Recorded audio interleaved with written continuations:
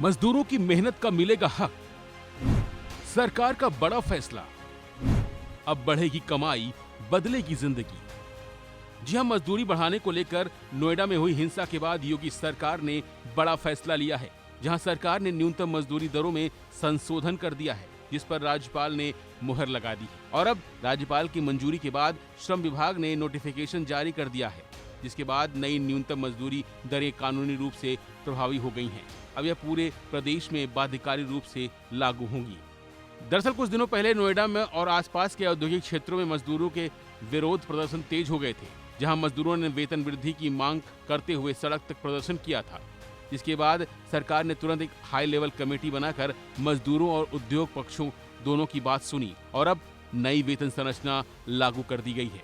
Committee ने अपनी सिफारिश में 3 श्रेणियों में वेतन की दरों को निर्धारित किया है। इसके आधार पर यूपी सरकार ने अंतरिम राहत के रूप में नई मजदूरी दरें लागू करते हुए प्रदेश को 3 श्रेणियों में विभाजित कर दिया है, जिससे क्षेत्रीय परिस्थितियों और जीवन यापन की लागत के अनुसार संतुलित व्यवस्था को सुनिश्चित किया जा सके। समिति की सिफारिशों के आधार पर प्रदेश को 3 श्रेणियों में बांटा गया है। प्रथम श्रेणी में गौतम बुद्ध नगर और गाजियाबाद को रखा गया है। यहाँ जीवन यापन की लागत अपेक्षाकृत अधिक है। यहाँ अकुशल श्रमिकों के लिए 13,690 रुपए न्यूनतम मजदूरी है। अर्धकुशल के लिए 15,059 रुपए न्यूनतम मजदूरी है। कुशल श्रमिकों के लिए 16,868 रुपए न्यूनतम मजदूरी तय की गई है। द्वितीय श्रेणी नगर निगम वाले अन्य जिलों को शामिल किया गया है।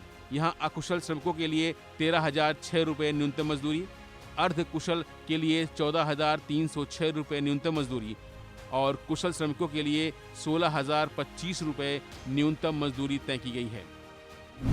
तृतीय श्रेणी, इस श्रेणी में शेष जिलों को रखा गया है। यहाँ अकुशल श्रमिकों के लिए 12,356 रुपए न्यूनतम मजदूरी, अर्धकुशल के लिए 13,590 रुपए न्यूनतम मजदूरी, कुशल श्रमिकों के लिए 15,224 रुपए न्यूनतम मजदूरी तय की गई है।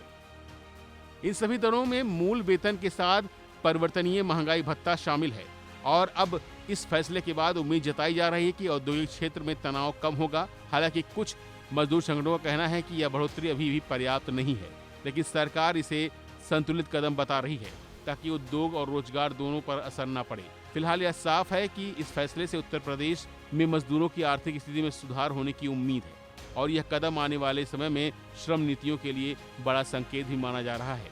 फिलहाल के लिए बस इतना ही। बाकी अपडेट के लिए बने रहिए वन इंडिया हिंदी के साथ।